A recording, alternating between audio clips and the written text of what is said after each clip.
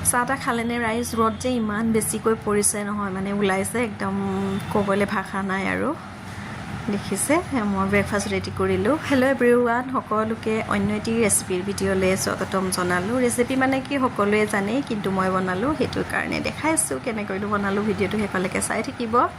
এয়া ৰেডি হৈ গৈছিলে তাৰে ভিডিঅ' আছিল আৰু গাখীৰ চাহ একদম বেয়া বস্তু কিন্তু খাবলৈ মাজে মাজে মন যায় কাৰণে বনাওঁ আৰু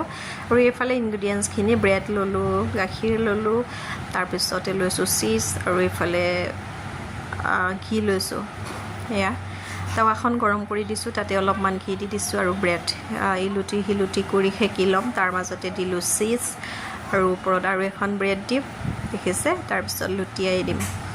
এয়া লুটিয়াই দিলোঁ ইয়াতে ঘি মাজে মাজে দি থাকিলোঁ সেয়া ভিডিঅ' কৰা নহ'ল তাৰপিছত লুটিয়াই একদম পিছত দিলোঁ